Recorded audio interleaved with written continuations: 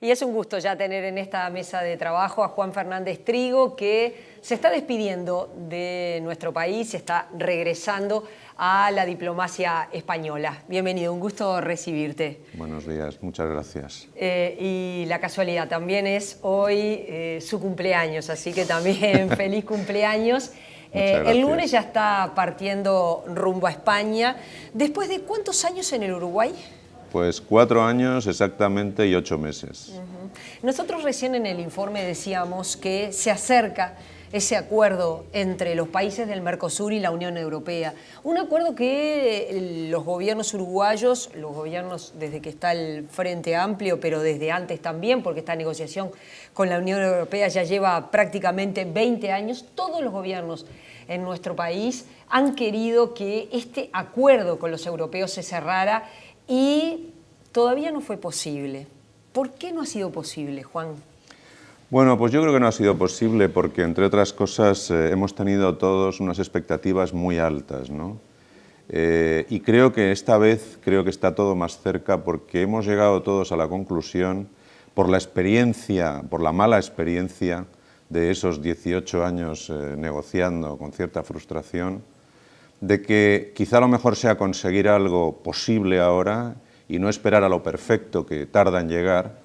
Y una vez que la cosa está ya firmada, es mucho más fácil ir agrandando los distintos aspectos, ¿no? Yo creo que los cambios que se han producido en uno y otro lado nos han hecho madurar, porque realmente pues, yo creo que inicialmente el Mercosur fue una asociación de 4 países, hubo cambios de políticos dentro del Mercosur, también los ha habido en la Unión Europea, hemos tenido que también pasar por algunos sobresaltos, pero yo creo que en las últimas elecciones en Francia y Holanda se ha dejado claro que queremos seguir con el modelo de integración, y yo creo que, bueno, que todas estas vicisitudes pues, nos han hecho madurar y ahora creo que está más cerca por eso, porque andamos buscando algo que sea factible y ya lo mejoraremos con el tiempo. ¿Qué cosas de la plaza de los países del Mercosur le interesa a Europa y qué cosas a los países del Mercosur le interesa ingresar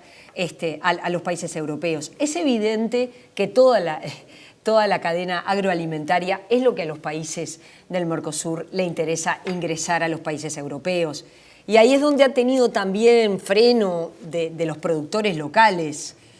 Estoy recordando tantas entrevistas en las que señalábamos, imaginándonos los tractores de los campesinos franceses en el entorno de la Tour Eiffel o en la Champs-Élysées, tratando de bloquear que ingresaran los productos de nuestros países. Sí.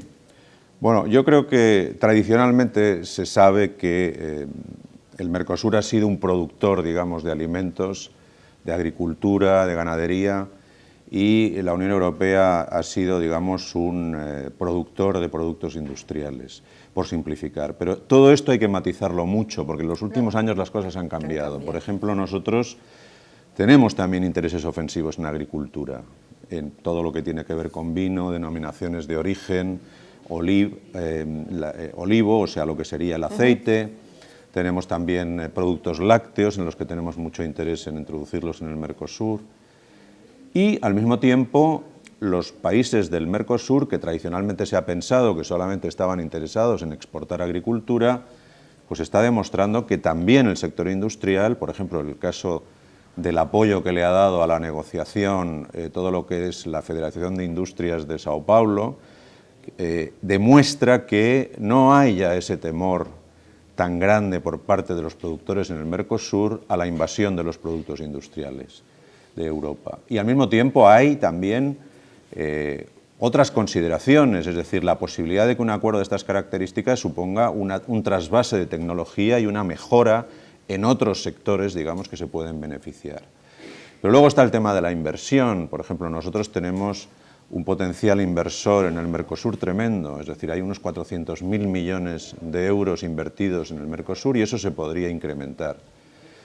Y luego, por decirlo todo, que yo creo que esto es algo que está a veces muy en el fondo de toda esta cuestión. Yo creo que para los europeos es muy importante el conseguir un acuerdo con el Mercosur, porque el Mercosur está, en cierto modo, desenganchado de todas las grandes organizaciones económicas del mundo. Y es una oportunidad. Pero al mismo tiempo al Mercosur, aparte de que también le interesa ese enganche con cualquier otra, o con una región tan importante como Europa, para el Mercosur también es, y eso es una cosa que no me la invento, sino que la he oído mucho en las cancillerías, el Mercosur tiene, en cierto modo, la conciencia de que un acuerdo con una organización le obligaría a objetivar muchos comportamientos dentro del propio Mercosur. Ayudaría mucho, sobre todo a los países más pequeños, a tener juridificado el comportamiento de los demás para con los más pequeños, que no pudieran producirse situaciones, digamos, que resultan contrarias al acuerdo, a las instituciones, ¿no? Es decir, cuando uno está obligado a formalizar y a juridificar todos los comportamientos hacia otro bloque, dentro del propio bloque, eso también se tiene que respetar. Y eso de alguna forma juridifica, ordena, digamos, el propio Mercosur. ¿No es ajeno a usted que en el mundo entero hay mucha gente que está en contra de este tipo de acuerdos comerciales, que considera que es peligroso para las economías subdesarrolladas, considera que es peligroso para los intereses de los trabajadores, que los países más chicos se van a ver invadidos por los países, invadidos comercialmente, por supuesto, por los países más grandes? ¿Cómo...? Bueno, esto es algo que es un debate, sí, que en su día tuvo su importancia, que quizá en los últimos tiempos, con el auge del populismo, esté otra vez poniéndose encima de la mesa. Por ejemplo, el debate sobre el acuerdo nuestro con Canadá provocó en Europa, digamos, cierto debate. Pero yo creo que, a la larga, nosotros creemos que el comercio crea puestos de trabajo. Porque el comercio arrastra inversión, por ejemplo, y la inversión arrastra comercio. Todo lo que tiene que ver con la celulosa en Uruguay ha creado unas posibilidades enormes al país. Es decir, se ha producido una inversión en 2 plantas que han provocado que la celulosa se convierta en el primer rubro exportador por delante de la carne y de la soja. Increíble. Si finalmente se concreta la inversión, la segunda inversión de UPM, puede haber en el sector celulosa 16.000 puestos de trabajo en este país. Es decir, son sectores que arrastran. El comercio no es simplemente vender. Y luego no se nos olvide tampoco que el comercio tiene mucho que ver también con el consumo. No solo debemos de pensar en un señor que tiene una situación de monopolio en el mercado y que impone sus precios. Es importante también que haya competencia para que el monopolio no se convierta en una especie de dictadura, de decir, estos son los precios y como no hay alternativa, no hay posibilidad. El consumidor también tiene derecho a obtener, digamos, competencia para ver quién le ofrece algo más barato. Si las tarifas que ofrece una empresa son mejores porque ofrece más y al mismo tiempo son más baratas, poder cambiar. Es decir, yo creo que la libre competencia es algo que favorece también al consumidor. Hay unos cálculos hechos de cuánto podrían ahorrarse los exportadores europeos si hubiera un acuerdo con el Mercosur. Se ahorrarían en aranceles unos 4.000 millones de euros. Es decir, hay que tener en cuenta que esos 4.000 millones de euros pueden servir para comprar más, para invertir más, es decir, para que al consumidor al final le llegue un precio más bajo del producto que está importándose. Así que yo creo que hay que ver las cosas y desde luego nosotros creemos en este debate que existe en estos momentos, sobre todo iniciado por la administración Trump, que para nosotros la opción es el libre comercio. Sí, ahora vamos a ir a Trump. Pero quiere decir, porque hace poco fue el canciller uruguayo, Rodolfo Nin Noboa, incluso también lo ha dicho el canciller argentino, diciendo, bueno, estamos más cerca. ¿Qué elemento objetivo hay para decir que se está más cerca? La voluntad, el convencimiento, pero ¿hay concretamente algo que usted dice, bueno, sí, esto es objetivo? Bueno, como decía antes, creo que hay gobiernos en un lado y en el otro mucho más favorables. No quiero ocultar que evidentemente la llegada del presidente Macri a Argentina desbloqueó muchos problemas que existían, no solamente a nivel bilateral con Uruguay, sino en la forma de concebir la negociación. Se han producido las elecciones en Francia y en Holanda, que han dado una señal muy clara. Sí, porque ganaron gobiernos, para recordarle a la gente. Claro. Macron Gobiernos. ha tenido un discurso muy claro en el sentido de hacia dónde, de Francia como parte de la Unión Europea y hacia dónde se tiene que ir. Digo porque es importante, porque han habido muchos cambios, pensemos, y ahora también lo vamos a hablar, espero que nos dé el tiempo, lo que pasó en Inglaterra con el Brexit, la salida de Inglaterra de la Unión Europea y todo lo que eso implica. Bueno, Francia dio un paso totalmente contrario y eso hace pensar en un fortalecimiento de la Unión Europea. Yo creo que sí, hay una masa crítica en estos momentos muy decidida a seguir adelante, pero luego además en las últimas rondas negociadoras, y la última ha tenido lugar el 3 de julio en Bruselas, ahora está prevista una cuarta para octubre en Brasil. Bueno, van las cosas bastante aceleradas en el sentido de que así como antes nos eternizábamos, ahora vemos que hay una rapidez. Y bueno, las declaraciones de la propia comisaria de Comercio de la Unión Europea, Malmström, han sido bastante optimistas, diciendo que probablemente para fin de año 2017 tengamos los grandes capítulos negociados ya. Ya los capítulos... Así que yo creo que sí, que hay un impulso en estos momentos que es un poco lo que yo decía al principio, ¿no? Creo que todos somos conscientes de que no podemos esperar a ese acuerdo perfecto. Hay que buscar un acuerdo posible y engrandecerlo con el tiempo. ¿Cuál es su balance de estos 4 años y algo más aquí en nuestro país? Bueno, muy positivo. Para mí, profesional y personalmente, han sido años muy enriquecedores. He tenido acceso a los medios de comunicación, he tenido acceso al gobierno, he tenido acceso a los miembros de la oposición, la embajada ha estado abierta, mi casa ha estado abierta a la sociedad y la verdad es que para mí ha sido un trabajo que no voy a olvidar porque yo creo que va a ser el mejor puesto que tenga en mi vida. Ha sido muy, muy, muy enriquecedor y fácil además. Una de las cosas que, por ejemplo, muestran esto que estoy diciendo es el enorme interés que tiene la cuestión del acuerdo con el Mercosur, que yo creo que es algo más que un acuerdo comercial en este país. Yo creo que para los uruguayos el acuerdo con la Unión Europea tiene algo que ver hasta con el sentimentalismo de sus orígenes, tiene que ver con un país que siempre ha tenido una estructura exportadora.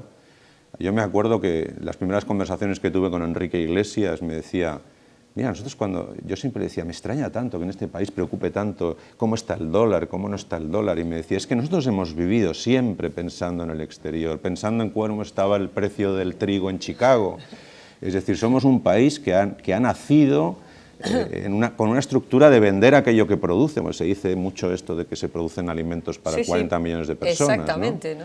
Entonces es un país que necesita como que tiene agua más cabezas de mayo. vaca que personas. Es un poco gracioso, pero bueno, es verdad.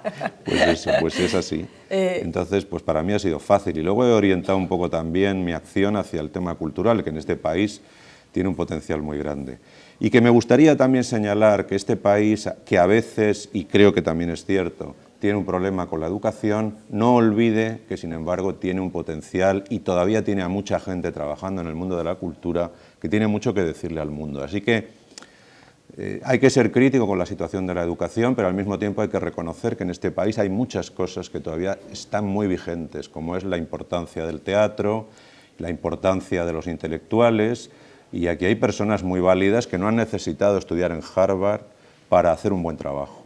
Sí, además si uno mira lo que es la cartelera de teatro de nuestro país, es impactante, con mucha calidad, la cantidad de obras que a la vez hay en una plaza que, no hay duda, es pequeña. La cantidad de gente que en el Uruguay escribe, pinta, y como bien lo decías, y me meto a opinar en eso, la cultura es parte de la educación. Por supuesto que ¿verdad? sí. Entonces, sí será muy importante destacar todo lo que el país tiene en materia cultural, lo que se ha crecido, a veces uno no se da cuenta porque está aquí, pero es impactante, ¿no? No, aquí hay una efervescencia cultural muy grande. Yo, por ejemplo, el otro día, que acabamos de cerrar ahora la aceptación de obras para el premio Gutenberg, que es para escritores menores de 35, hemos doblado la cantidad de participantes respecto a hace 2 años. Hay el doble de obras, con lo cual lo que buscábamos, que era estimular que la gente joven escriba, pues creo que lo estamos consiguiendo, ¿no? Es decir, eso demuestra que hay gente con inquietud. Y bueno, ¿y cuánta gente estudia teatro? No solamente cuánta gente hace teatro, sino cuánta gente estudia teatro en un país donde no se hace uno rico haciendo teatro, prácticamente se hace por amor al arte. Juan, y no había llegado al Uruguay todavía cuando se estaba discutiendo si en una zona como la Ciudad Vieja cabía el Teatro Solís y el Auditorio. Y miren lo que es ahora. Bueno, yo no me olvido del ballet. El ballet se ha hecho aquí un trabajo. Yo, en fin, no descubro nada, pero yo he vivido en Nueva York, iba al ballet en Nueva York y es que Montevideo no tiene nada que envidiarle a la calidad de Nueva York.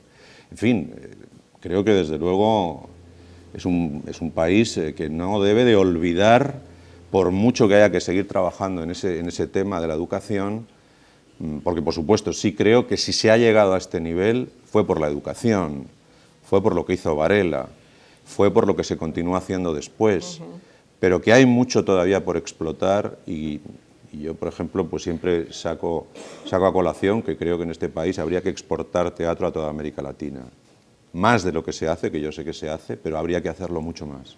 Porque sería una forma no solamente de ayudar al sector, sino también sería, en cierto modo, lo que se suele decir a la marca país. Somos un país que produce inteligencia, además de soja y además de vacas, tenemos inteligencia. Y es interesante ese concepto que no sé si está compenetrado todo el mundo en entenderlo, que es que la cultura da trabajo, por supuesto, además, da trabajo. Da miles de puestos de trabajo directos e indirectos. Entonces, bueno, sí, creo que eso es algo fundamental, que es un capital que realmente tiene el Uruguay. Me gusta que lo destaques. Y pensaba, bueno, recién hablábamos de Trump, es el presidente de los Estados Unidos, elegido democráticamente, un presidente que ha cambiado con su presencia la correlación en las relaciones en el mundo. No es lo mismo relacionarse con Obama que es hacerlo con un presidente como este presidente. Bueno, hay un cambio, ¿no? Y Europa seguramente lo debe sentir, ¿no?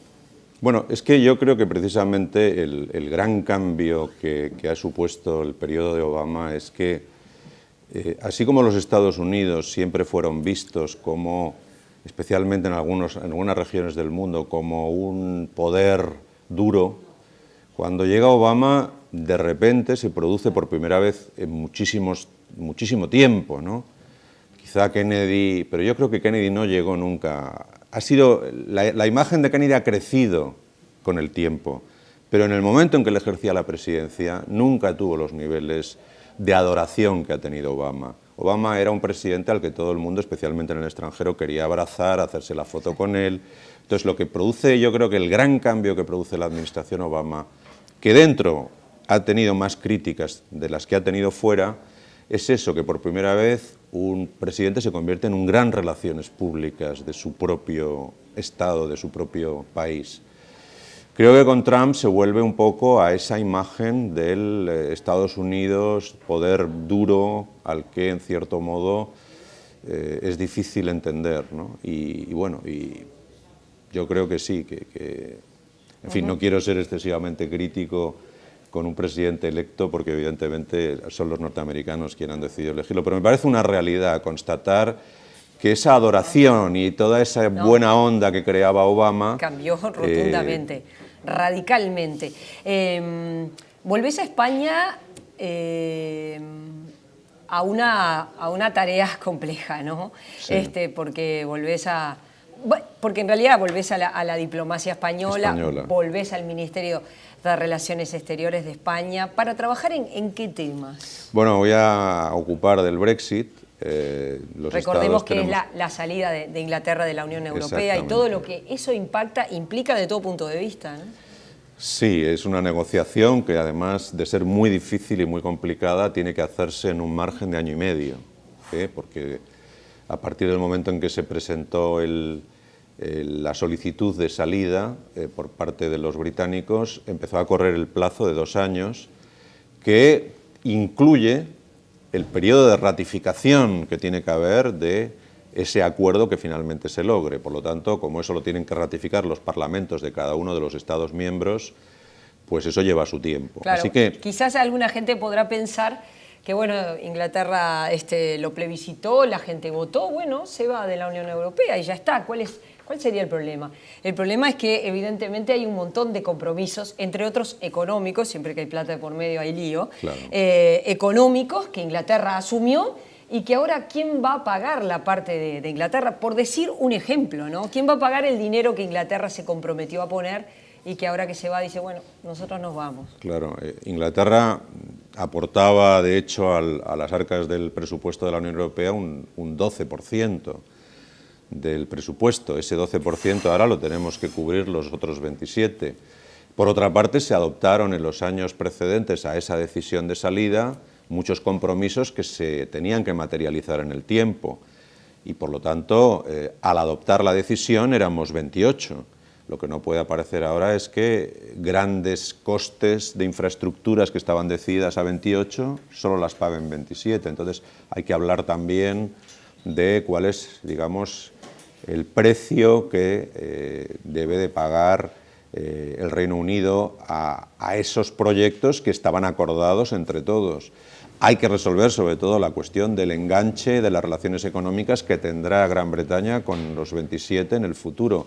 Hay que hablar de qué pasará con las pensiones de los británicos que viven fuera de su país y viven en Europa y están jubilados y bueno, ellos tenían o se van a jubilar. Los europeos que viven en el Reino Unido van a necesitar permisos de trabajo o van a tener, digamos, como hasta ahora, en fin, unas condiciones favorables. Todo eso hay que negociarlo y es muy complicado porque son desde el año 73 en que se incorporó Gran Bretaña, pues la legislación que se aprobaba en Bruselas se incorporaba y se convertía en legislación británica.